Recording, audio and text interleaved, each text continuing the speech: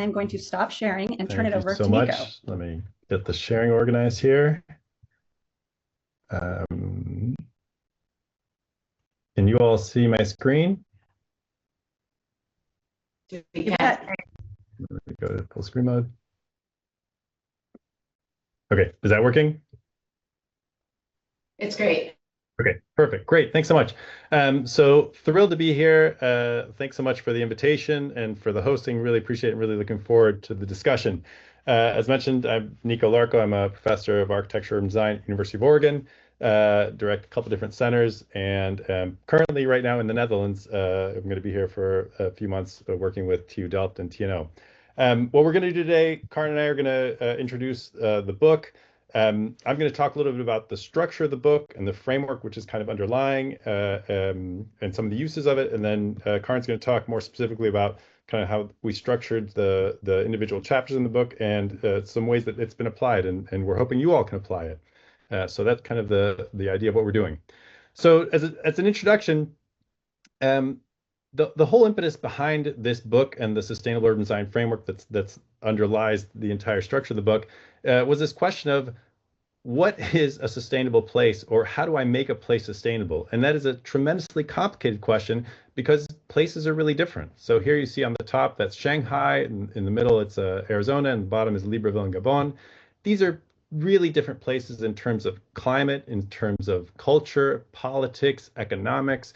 There's a whole range of kind of differences that happen here. So if you ask the question, is this place sustainable, or how do I make this place sustainable?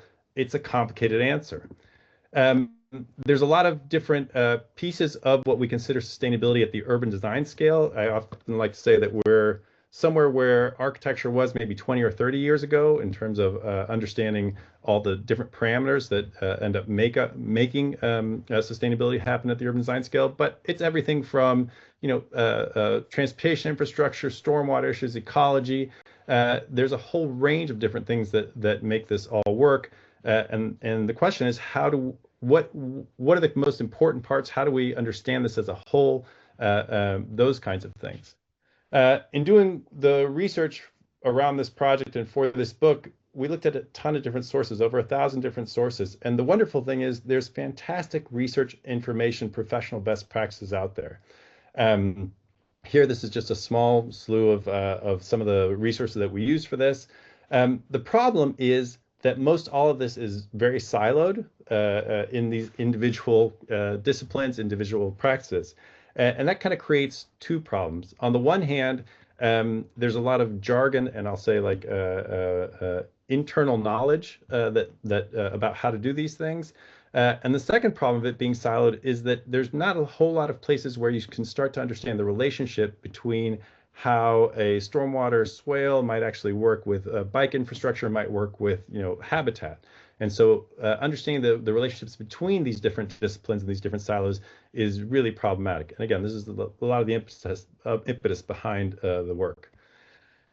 So in doing that fairly large literature review, we kind of brought it down into these 5 main areas. So if you look at what are the main kind of outcome goals, the things that we're trying to get to with sustainability at the urban design scale, there are these 5 things. The first is energy use and greenhouse gas based on transportation and land use. This is basically how do you get people out of cars and into bike-ped transit. I'm sure many of you have a lot of experience in this. Water is mostly questions of stormwater in urban design scale. So what do we do with the water that falls from the sky and becomes runoff? Ecology and habitat, large kind of networks that exist within urban design. We work at a large enough scale where we can have a lot of impact on these things. Energy use and production, this is different than energy use and greenhouse gas based on transportation and land use. This is really thinking about how is it that urban design sets the stage for sustainability at the architectural and the landscape scale, say, somewhat, and how is it that that embodied energy kind of works in all of this.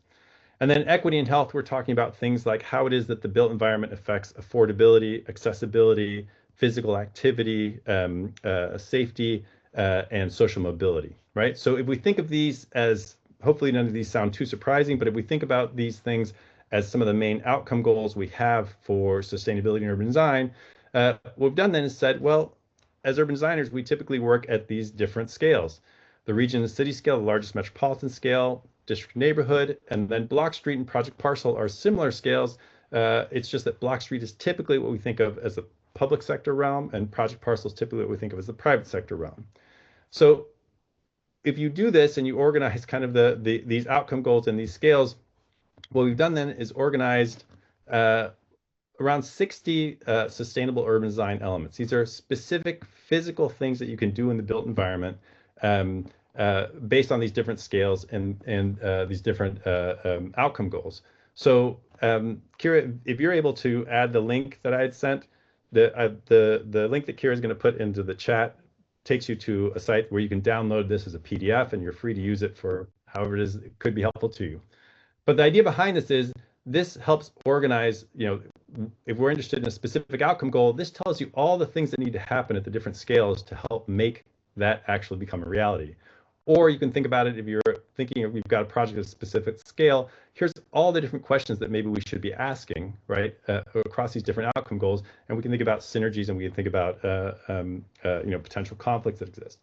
So the idea is that this is like a roadmap, a way of understanding, getting our arms around the topic of sustainability and urban design, and how all these different specific physical pieces relate back to these outcome goals. And I'll talk a little bit later more about how we can use them. I'm going to do a very quick, because we have a very brief amount of time here, kind of run of some of these things just to give you a sense of how it is that these elements work and how the framework works. So as I mentioned, energy using greenhouse gas, I'm going to spend a little bit more time on this one and go quickly through the other ones. But the basic idea, as I mentioned, is how do you get people out of cars and into bike ped transit? What are the physical things that need to happen at the different scales to make this happen?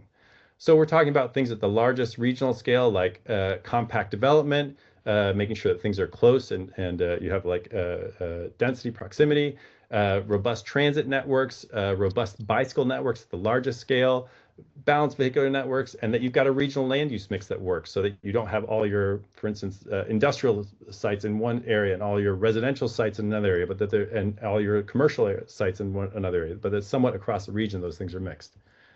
At the district and neighborhood scale, you're talking about things like your pedestrian network. So do you have small and defined blocks, that's the way we're seeing on the left, or do you have these kind of loops and lollipop, which increase the distance between things? Do you have high density zoning and platting? Again, on the right-hand side, we're looking at single use zoning, low density zoning. On the left-hand side, you see mixed use development, mixed use zoning, and high density zoning. So all these things are coming together to help make an environment where we've got more opportunity for bike ped transit to happen. You can also think about, You can also think about your parking ratios that exist at this, kind of your parking management and design at this scale. And then as I mentioned, the land use mix. At the block and street, this is an image from NACDO, fantastic, and they just came out with a new bike guide, highly recommend. But what kinds of things can you be doing at the street level? So understanding things like creating pedestrian-friendly streets, bicycle-friendly streets, transit-friendly streets, limiting the impact of motor vehicles, things like having these refuge islands here, cleared crossings, things like this, can help make fantastic mixed-use multimodal street design. We can also think about how we design parking at the site scale. So thinking about how it touches the edge of a block, thinking about how it's lit, where it's located on a site. Is it on the corner? Is it in front of a building? Is it behind a building? Those kinds of things. So all these things come together then to help make this scale work for walking and biking. And then finally, at the project and parcel scale, we have things like how is it that the interaction between the building and the street is helping make a pedestrian-friendly environment. So looking at examples such as this, where these are townhomes which are each opening up individually onto the street, helping make, even when there's no one out there, feel like a pedestrian-oriented, active, safe location. And here's a commercial version of this. So as a really quick run through, looking at these different scales for this one outcome goal and how these different elements come together. So this happens for each of the different outcome goals. For instance, in looking at water, thinking about things like, again, compact development, avoiding flood-prone areas, thinking about how it is you're generating runoff, so limiting the size of impervious surface, having narrow streets, for instance, having robust urban forests, keeping water off of off of the ground as much as possible, having it held up in the leaves and branches and such. Thinking also about green stormwater networks, both the green stormwater infrastructure, the individual pieces of this. I'm sure many of you are familiar with these things. Stormwater swales, rain gardens, retention detention ponds, things like that.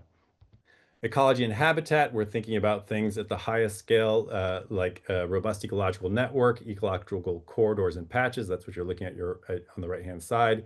At the block and street, you're thinking about how it is that you've got wildlife crossings happening. This is an image of the Tobin Land Bridge, which was kind of the gold standard of highway crossings, right? Helping make connected habitat across. You're thinking about things like vertical complexity, what kinds of, instead of having just lawn and these lollipop trees, having much more vertical complexity, like the image that you see on the left and in the center, where you've got a swale that has larger trees, smaller trees, shrubs, bushes, grasses, sedges, all these things mixed together. At the energy production scale, we're really thinking about things like what kinds of building typologies work best in these different climatic zones, and then relatedly, what kinds of street and block orientation and zoning and platting needs to happen to help facilitate those housing typologies. Also thinking about things at the block and street and project parcel scale, such as what color, what's the albedo effect? What color is our built environment? How much green is there? How much are we helping create urban heat island effects? We're also thinking about things such as compact development and density of development. So thinking about the amount of embodied energy that exists in a block of New York City compared to a block of this example on the left-hand side of Florida. Same amount of infrastructure for both those areas, serving 1/10, 1/20th of the number of units, right? So much more embodied energy in these things. And then finally, with equity and health, I mentioned thinking about affordability, be it based on the transportation network, on the size and shape of lots, those types of things, accessibility, all the things that we talked about with getting people out of cars and bike-ped transit. Now, instead of for energy, just thinking about the ease, how much it eases accessibility and helps people get to the places they want to go. Physical activity, thinking about things, for instance, at the block and street scale of creating active and attractive open space. Safety, thinking about our land uses, what kinds of land uses are happening next to each other, making sure we don't put schools, for instance, near freeways. And social mobility, thinking about how it is that the built environment with things such as our accessibility, the mix of housing types, the creating affordable housing sites and infill sites, how all those things help people get out of whatever socioeconomic class they're in into a higher socioeconomic class. That was a very quick overview of hopefully showing you how each one of these different scales, all these different elements come together at these different scales to help get to these outcome goals. So as I mentioned, you can use this in a couple different ways. On the one hand, you can use it if you're talking to a stakeholder group, which typically understands the things that they're interested in getting to. We'd like to have a better stormwater system here, and kind of translates that into, well, here's all the things that need to happen at the different scales to make that actually work. So I often call this magic decoder ring that helps translate intentions or outcomes that you want into the actual physical design that needs to happen. You can also use this as a design guide. So thinking about, we've got a project at a specific scale. These are all the questions that we should be asking around this. You can also use this, for instance, to help do an evaluation of a project site. So, we've got a new project in a location.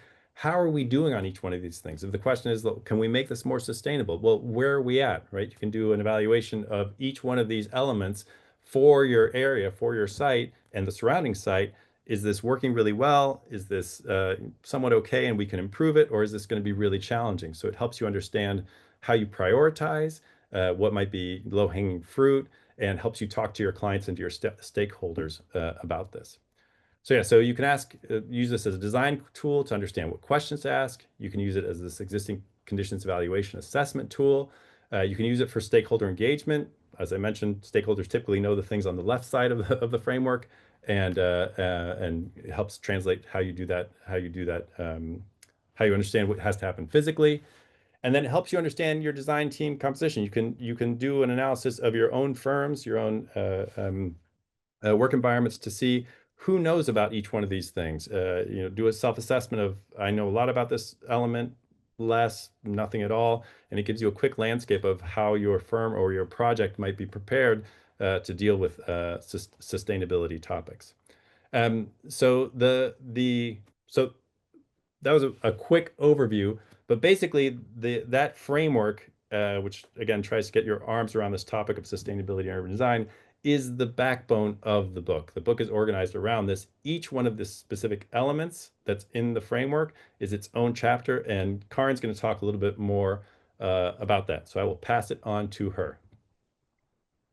Hi, everyone. Good morning, good afternoon, good evening. It is a delight to be with you here today. I'm Mayor Kaarin Knudson. I'm joining you from the city of Eugene, which is Oregon's second largest city, where as a licensed architect, I was elected as our mayor in 2024. I've had the good fortune of being able to teach urban design and architecture at the University of Oregon for this past 20 years, which is how Nico and I met. And I started working with him on this research about a year after the first draft of the framework that he just described was published. And we've been able to develop that body of research into something that we hope is a really useful resource for all of you in the work of translating these goals and values into the different communities and scales that you are working at. So I always like to begin at this place, which is, an intersection of urgency and optimism in the dedication of this book. A note that I included was just an appreciation for all of the people who are working towards our shared future and towards outcomes that are more sustainable every day. I presume that that includes everyone who is a part of this conversation and probably most everyone who you are working with every day on your projects. And so this book, truly this resource is dedicated to you and to supporting the work that you are trying to accomplish in challenging conditions and varied conditions every day. Next slide. So I will just take us into the book a little bit, and then we'll talk about how the application of this might work. And Nico, if you could advance us. So this is the book. We'll talk a little bit more about the heft of it. We were joking at the introduction. It's about 430 pages total, but designed and researched and written to be very accessible in the more than 50 chapters that are organized within those 5 different topic areas and the scales that Nico just described. Next slide. Walking into one of those chapters, so chapter on ecological corridors and patches is just a representative example of what you'll find within this resource. Next slide.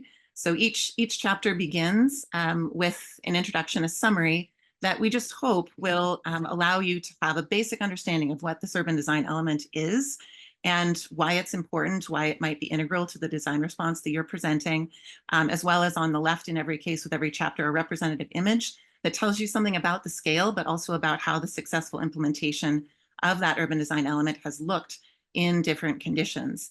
The introduction to every chapter also includes notes on that upper right side about measurement and the key ways, the definitions by which this urban design element is measured. That's really important background for any generalist design professional working with technical expertise to understand how it is that we will actually measure progress against this goal.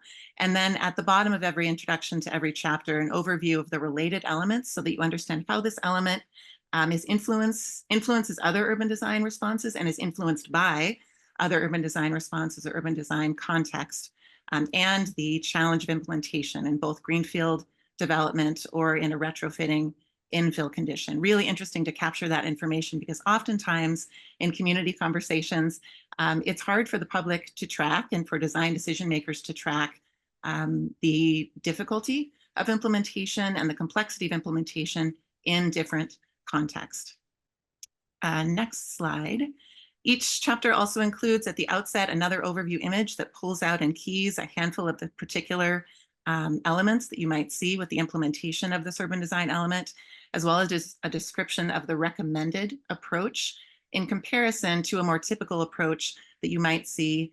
This book is written for an international audience in terms of the units and the metrics that we include, but also acknowledges the fact that there is a typical condition that is driven out of a pretty diffuse, in some cases, and not equitable development pattern, and understanding the complexities of retrofitting that is a key aspect of this book.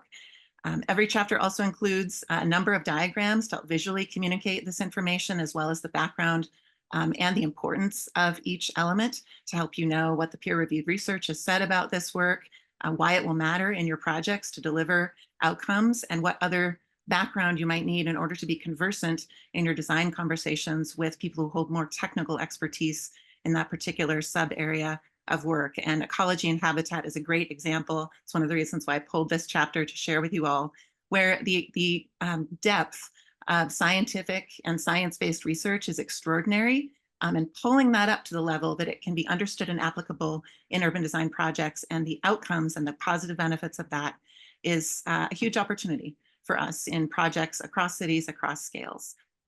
Next slide. Lastly, every chapter wraps up with 2 sections. Some chapters also include case studies, as you see here on the right, a case study of the Coyote Valley, which is near San Jose, and an example of a large conservation area that is a very significant ecological corridor. But every chapter also ends with an overview of considerations and caveats to help people understand what might the political complexities of this element entail. How might maintenance issues or other general complications affect the implementation of this element? And we've tried to really bring this work to the ground and make this an immediately applicable and relevant resource for you. Finally, every chapter ends with urban design guidelines. Next slide, which overviews how you might implement this element at different scales, and a sort of basic overview of, if you're trying to begin a design process and integrate this element of sustainable urban design, how can you do that and know that you're making a set of good initial decisions that you can then develop with your design team? And what are the considerations that you need to bear in mind? The book also ends with an enormous, really robust glossary of terms, but every chapter also includes the key terms that you might just hear in conversation about this work, as well, of course, as a whole collection of the cited resources and the research, current research that's informing this element. Next slide. That was all really quick, but also in the introduction to the book, there is this pair of pages that overviews most of what I just shared about how we designed and organized this book to try to make this research, again, immediately applicable and relevant to your work, because we want for this to be easier for everyone to do in every project, and for the general public and decision makers to also understand the importance of this work. Next slide. So the hope in all of this, as I mentioned, this handbook is over 400 pages of research and design, example projects, graphics, and images. But each chapter is structured to be able to make this work accessible. And we hope in this presentation, next slide, and then maybe walk to the next slide after this, Nico, that across ecological networks and also across built networks within our cities, we are able to see the opportunities that exist across scales and to better integrate them in early design decision-making and in design decision-making as we come back to judgments at the conclusion of each phase of the process, or as the conditions of projects change, because that's another really important aspect of your work. We know that you operate every day and you design every day in a dynamic context. It's one of the things that I think we love about design practice and this work, but it also makes it challenging to hang on to particular aspects if those topics and those values and those outcomes are only represented in elements or sort of specific anecdotes, but not holistically or in an integrated way across the project. Next slide. So just to share with you a couple of more examples, our hope, and in this example, looking at the connection of street network connectivity, which is incredibly influential, related to walkability and energy use and greenhouse gas emissions and reducing those, the connection between that network set of decisions at the city and urban scale to ecological corridors and patches, what I just shared with you, it has to do with ecology and habitat, to the robust urban forest, which is so influential in managing water quality and stormwater and rainwater within our cities, and also is a really robust aspect of ecology within cities, and the way that that interfaces with infill development, because we know that density is critical to our future, and that integrating new density and new development in a way that better supports existing conditions and communities, but also takes these other objectives into account, that we're not just replacing one thing with another, but we're actually seeking an integrated design response, we've sought to present that in a really clear way throughout this resource. Next slide. So for example, hoping that as you are learning about things like the components of ecological networks, core habitat area, stepping stone corridors, linear corridors and connections among these core habitats, that might also then relate to your understanding of, next slide, the functions of ecological buffers and what those need to do on particular sites to respond to particular context. Next slide, how it is that vertical complexity, which is so important to microhabitat creation and reducing energy use within buildings and offering cooling to buildings, but also ecology within cities, can be integrated to better support a more robust ecological condition within cities, more robust microhabitat within cities. Next slide, and then how this connects to things like the design of the pedestrian realm, the ways in which we see public space within our cities and the opportunities that we implement with each of those decisions about multimodal street design and supporting walkability, bikeability, transit access, and many other less carbon intensive modes. Let's see, last slide, I think, of this series is then connecting all of that work to other conversations and considerations, because I'm sure you all have had many conversations with people who maybe don't hold sustainability as their primary objective or climate change as their primary concern, but they are thinking a lot about vitality. They're thinking a lot about neighborhood economic development, small business opportunities, and connecting the condition of an active street edge and the storefronts to economic development, to business development and support and opportunity is another overlap and opportunity that we've presented within this book. Next slide. So last, just a couple of very quick examples looking at something that we know you think about all the time, which is the clarity of the design response and collaboration among your teams. So for each of you, I would imagine that next slide, you have design workshops that are teaching opportunities and learning opportunities within your firm. Next slide, that you are always seeking ways to bring your newer design team members and established long-time design team members onto the same page around a sustainable urban design response, and that we hope this resource can be a really effective support to you in that work, that giving you better structure for what to assess relative to each topic area, what to look at every scale of work, that's something that's present and that you can apply every day within your offices with access to this resource. And everything we're presenting in this presentation today is captured in this book, in this resource. I'll walk you into also just two quick examples of how we've used this work. Next slide, one is the Tigered Triangle project. This was an example of using this research. I worked with a very large integrated design team that was charged with a really admirable participatory design process. And the goal was to identify the priorities for funding, for essentially urban renewal funding within an area that needed redevelopment. Next slide. And we were able to use this research to help structure the priorities and the decision-making among an incredibly diverse and very engaged community group. And that was a really exciting and interesting outcome to see for how this research and this book could be applicable in the work that you're doing every day.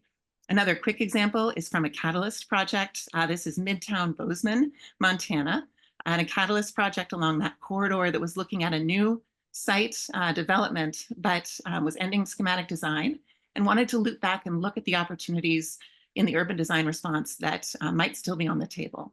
So I was able to work with this fantastic team at Open Studio Collective, which is now Physical Space, and just look at the schematic proposal and workshop using this research, their urban design response. Next slide. And so quick summary of where that landed, some analysis at the district scale, at the site scale, at the parcel scale and through the streets. Next slide. And also looking specifically at the building form and how it was delivering on different urban design opportunities or could further strengthen those design response elements. Next slide. And then a final overview at the end of how the massing of this project significantly shifted and the connectivity within this project shifted as a result of that engagement. You can do all of this work with your teams, with your partners, with access to this resource. We are hoping that you will. We are hoping that it's useful to you every day, and that if you have questions, that there also can be a really robust community conversation about the applicability of this resource and also how we will improve upon it in iterations to come and issues or versions of this book to come into the future. We know this was capturing a snapshot in time. And as Nico mentioned, that we're early in some ways around understanding the integration of sustainable urban design. But it's already really exciting to see the use of this work and how it can be useful to everyone in delivering these kinds of outcomes in every project that you work on, we hope every day. So Nico, I think we have one more slide that talks about just some thanks, all the people who worked on this research over a number of years, inputs and engagement, lots of work with Nico for years of time in that early work developing that first draft, and then also people who continued to work with us as we developed this final resource and were able to share it out into the world.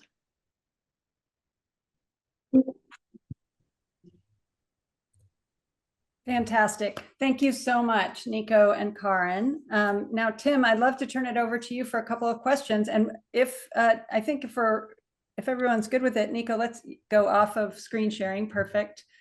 And we can just see faces. Great. Okay. Thank you, Thanks, Kira. I'm hoping you're hearing me now. Yes. Okay, great.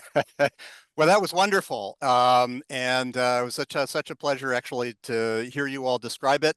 I read the book and reviewed it, and it was a pleasure to review it. It's a wonderful book. It's extremely thorough, very comprehensive, grounded in research and in practice, lots of wonderful case studies, visually and graphically interesting to me, which is really important in this kind of book. Just a wonderful resource, I think, for any designer or planner. If you're looking for one single volume, this is probably it. We've been kidding about the not just the length of the book, but actually the heft of the book. I mean, it may be the heaviest book in my office, I think. I forget. I actually weighed it. I forget what it weighs, but it's just wonderful. I was just thinking you may need to be designing like a special stand for it, you know, in your office, and that's okay. It's really wonderful. So I have the chance to offer or ask a couple of questions in the time that we have, and I think the first one I've warned Kaarin about this, that I think it's just wonderful that you are mayor now, because so many of the issues that we deal with in design and planning are political. Politics is not a bad thing. It's a good thing. It's how we go about making decisions. It's about trade-offs. It's about coalition building. Some of that you sort of hinted at a little bit in your comments, but I did want to just wonder, collectively wonder, kind of, how are we doing when it comes to politics? Do we need maybe a different kind of politics, a different set of political steps for putting into place these wonderful design ideas and visions? And I have to give, by the way, a lot of credit to you in this book, because this is not just a professional technical book. Each chapter, almost every chapter, has a political considerations section where readers are encouraged to think about exactly this question. But all of these issues, many of these issues anyway, are hot button issues, whether we're talking about bicycles or tree canopy or affordable housing, certainly, or density and compactness, are things that people have a variety of different points of view about. So I wonder, do we need a new kind of politics? What would that look like? What would some of the political strategies be? You've hinted a little bit at this, to go along with the wonderful technical tools and ideas if we really want to bring about this vision of a more sustainable city. That's a big question, I know. It's a big question, Tim, but it's a wonderful question, and it's one that I hope over 100 folks who have connected with this conversation today are thinking about all the time. This is a unique moment, I think, certainly to step into leadership as an elected leader within a progressive city. And also, I think, for design professionals who are completely committed in our work to deliver sustainable outcomes and to base design decisions on research that is backed by science, and that is seeking to improve the place in which we live, from the neighborhood from the site scale to the neighborhood, to the city, to the region, to the globe.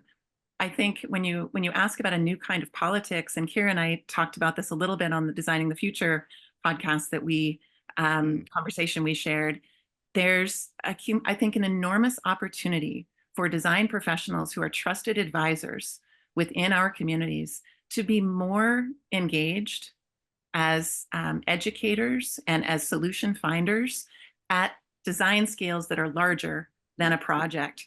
And I think it can be, for people who are new to the work of advocacy. I did public interest work as a component of my design practice for years. And that was one of the things that led into my making this decision to be in elected office. For a lot of design professionals, that's a little bit of a leap to move from a position of trusted advisor that might be engaging with a client as a sort of neutral advisor and neutral professional. I think there's a lot we can do to improve our language, to help people to focus more on the benefits of these design decisions. And as I've been saying for years, and goes back to my motivation for partnering with Nico to develop this work, it's local. It really is local. The conversations we've been having are very global because the largest impacts and the most lasting impacts are certainly global and may not be felt in the strongest ways in our local communities. But doing the work to help people understand the benefits, the livable, affordable, connected, inclusive, belonging benefits of sustainable urban design is a huge opportunity for us. And it, I think, takes a little bit of reflection on language and on the motivations that we've been presenting, and as an opportunity for us to think a little bit deeper about how it is that the case we're making is persuasive. Because we have a challenging time ahead. Certainly what Amy shared at the outset of this meeting and Center on the Environment's opposition to what the EPA is doing and sort of turning blind eyes to the idea of science and pollution, you know, that's a huge headwind. But you don't have to be talking about CO2 emissions with people to make an argument for a really robust bicycle network within your city. You could just be talking about delight and the opportunity for children to access opportunities without their parents having to drive them everywhere, or livability, or public health and the opportunity to have some exercise before you start your workday. I haven't mentioned CO2 emissions at all. And I would say that probably there are a lot of people who are not persuaded by that argument that are much more interested in hearing about how their city is the best city in the world to live in. Yeah. If I can ask one, yeah, Nico, go ahead. One small thing to kind of build on some of the things that Kaarin was saying. Sometimes one of the problems that we have from the political side is that the way that we frame a topic or the way that we understand a topic is fairly limited. So, you know, some of the things that the book offers is understanding how certain design elements, certain things that you might want, might have co-benefits with other elements, or might have for other outcome goals. There might be synergies. So it helps Yes. to understand how you might build coalition to make something happen. So instead of just saying, I need a bike path and I'm going to get the bike coalition out there, well, maybe I should also be saying that the bike path can be, you know, a stormwater swale, and I can get the stormwater swale coalition out here. And maybe we can figure out how we think about you know, ecological networks that are happening along that, right? So it lets you understand how you might build a broader base, we'll say, to get some of these things done. Yeah, great. Those are wonderful answers. I'm going to resist the temptation to follow a few tangents, a few follow-ups, but I get one more question. I think we're fast running out of time.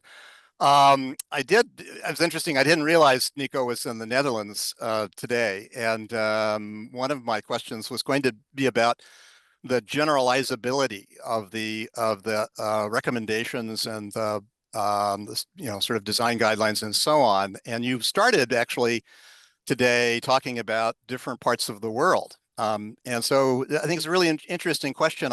In reading the book, there's wonderful cases, little examples, lots of photographs. I started making a sort of running list of where they were. So we've got Copenhagen, Amsterdam, Venice, Freiburg, Vienna, Barcelona, Stockholm, San Sebastian, Spain. So that made me wonder, well, and you're now in the Netherlands, is the best exemplar or the best exemplars of this model of sustainable urban design European cities? And do we hold them up? And should we hold them up and learn from them? And then there's this sort of larger question of whether these urban design standards and principles and recommendations are globally universal. You know, do the standards, could they apply equally in Mumbai or Medellin or Kuala Lumpur? Yeah. Yeah, Yes. go ahead, Nico. I think this may be good for you to start Yeah. on this So, one. so fantastic question. Really appreciate it. So there are examples from other, we have examples, some a good amount from South America, from Chile and from Buenos Aires, from Argentina are in there. Again, my list is not fair necessarily. So Completely, right? Yeah. there's a lot of North America and Europe in there, but we do look at other places and some in Asia.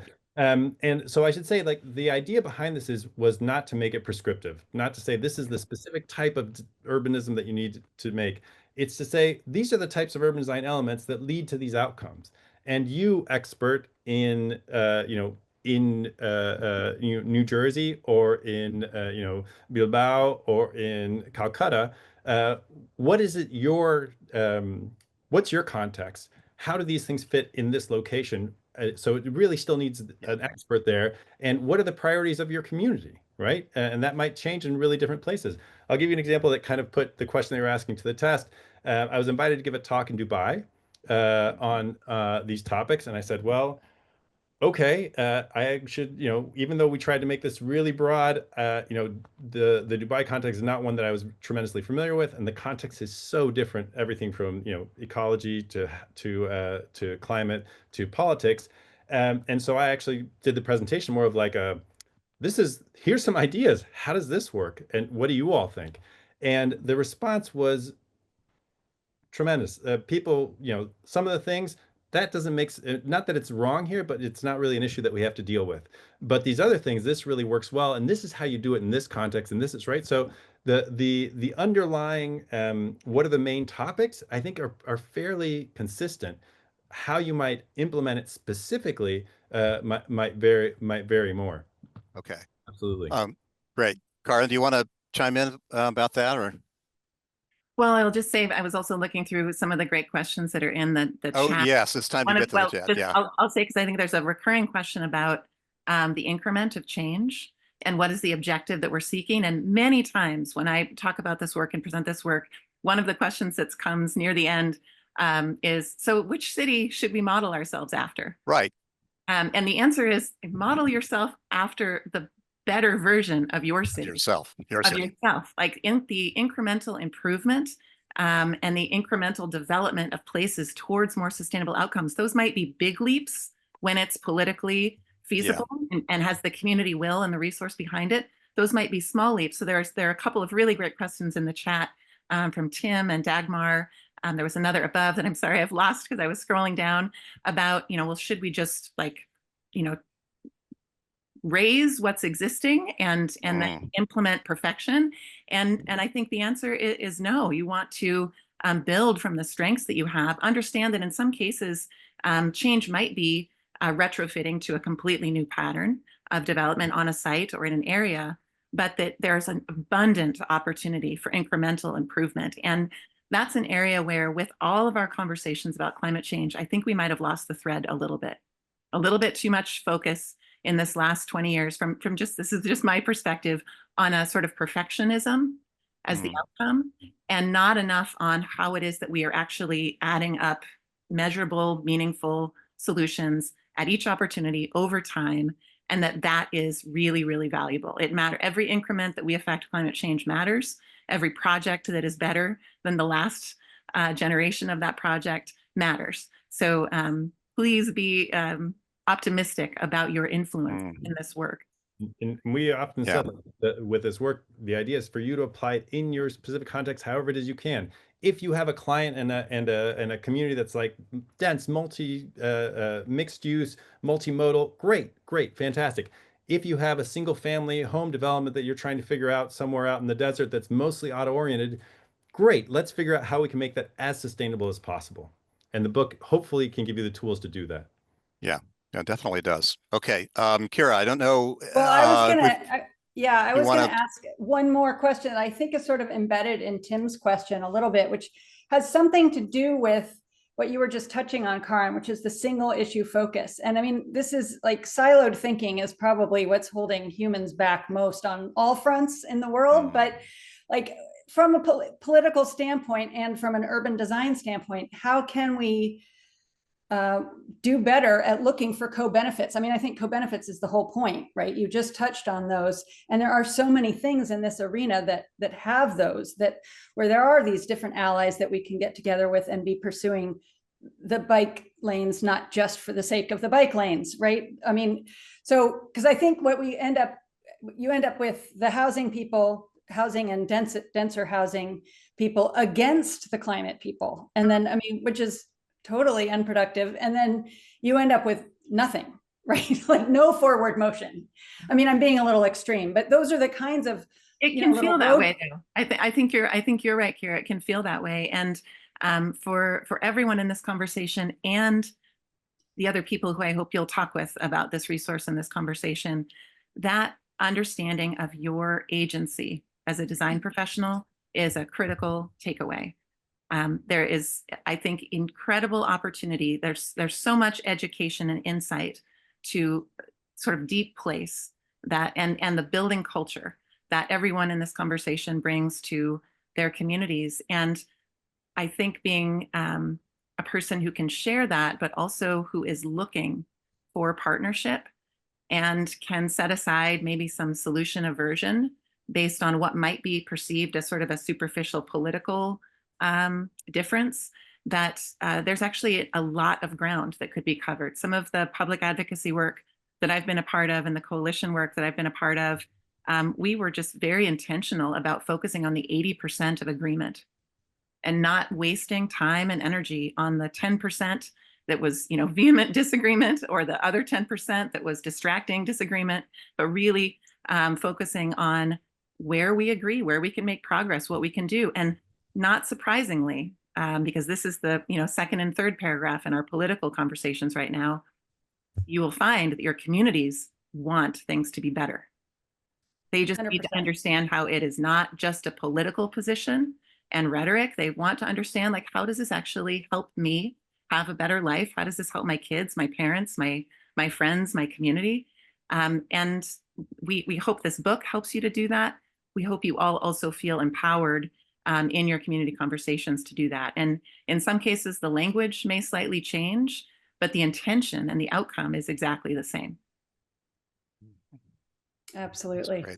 Kira, do you want to ask any other questions from the chat box? I have not been looking at that. We've only just a tiny bit left of time. There are many. Most of them are pretty granular, but very powerful. And I have captured all of them so I can share them with Nico and Kaarin and Tim after this. But I think the one that came in earlier that I thought might be a good way to wrap up would be a little bit about how this work, and we've touched on it a little bit, but really how it addresses communication and, I mean, we're just talking about that part, and behavior change techniques and how we can, which I think also leans into the co-benefits piece a little bit, but what resources speak to this, either resources in the book or things that you refer to. Yeah. In terms of so definitely co-benefits, as we mentioned, is something that's throughout the book and something that we try to highlight and put in the forefront for people to understand how best to create better places. In terms of behavior change, I'm not exactly sure what the question was in the chat about that, but my sense is that that in a lot of what we do with sustainable urban design, the goal isn't to to create ways that we need to contort ourselves to be more sustainable. The things we're trying to do is create places that obviously that's how I'm going to like move around, and that's how I'm going to do things, because it's the obvious, easy way. Oh, and by the way, it's also sustainable. So I often ask, people who are able to travel, been able to travel to places in Europe, and I say, if you've been to Paris, like, what car did you rent when you went there? And they're like, well, yeah, I didn't rent a car. Right. Well, you live in Texas and you love cars, and you like, you obviously, well, but yeah, obviously it's not about the person that we in the US love our cars, or right. It's our built environment has like created situations that make us do those things. And so if we create different situations, and those are created by people like making individual decisions, right? And some large policy decisions that help help those things happen. But we can make places where we make better decisions, and we are just, we automatically have behaviors that are much more sustainable. Yep, it's the urban equivalent of the building version of where you put a beautiful stairway into the center of the project, and then suddenly nobody wants to take the elevator, right? It's that Yes. thing. I mean, if you make it convenient, comfortable, enjoyable, all those things, then there's your behavior change right there. So it's really inviting that rather than, no form of finger wagging or saying this is we're going to change, everyone's behavior is going to change, but inviting a pathway or something like that. Make it the obvious, great, wonderful. I'd love to do this. Oh, and by the way, it's sustainable. Yeah. That Great. piece also connects in your projects, in the community conversations you're having, to understanding the scale of influence that a project can have, both in its first implementation and over Yep. time as a model or as a component to a larger network's completion. So in many cases, and I think there may be one question late in the chat about this, the expectation might be that a big project changes everything everywhere. And it may not be the case initially, but it can certainly change a lot of things in its immediate influence. And neighborhood centers, the walkability of neighborhood centers and neighborhood conditions, that in places where a lot of people rely on a vehicle to get where they need to go, because what Nico just described, it's not a reliable option to rely on public transit, or it's not a safe strategy to walk this link. And so they rely on what can meet their reliability and their safety expectations for that trip. If there are ways that projects can retrofit a near condition for a better pattern that isn't for all needs, but can be for some of them, it is akin to a person saying, I'm not going to be a vegetarian, but we're only going to eat red meat, or something like that, once every 2 weeks. Like, I'm not a vegetarian, but I'm also not eating a lot of red meat. And so Right. there's a change in the impact of those decisions. And there's just abundant opportunity for us to find those moments and those connections in design. And then you see people enjoying them, and it's, like the best feeling that you ever have. Absolutely. Yeah. I think we're going to have to wrap it up there. I'm so sorry that we didn't get to everybody's questions. Thank you so much, Nico and Kaarin and Tim and Amy and everyone, for coming. I think this is more people than we've ever had on a COTE book talk. So I'm super excited about the interest in the book, and I hope you look up the framework. Let us know your email and your AIA number if you want credit. And thank you again, and have a wonderful rest of your day. Thank I'll you just say, all. if you're Thank watching you. the Thanks, recording, everybody. we can't issue credits for the recording. Thank you, Amy. Thank you, Tim. Thank you, Carol. Thanks. Thank you all. Thank you Bye, all. everyone.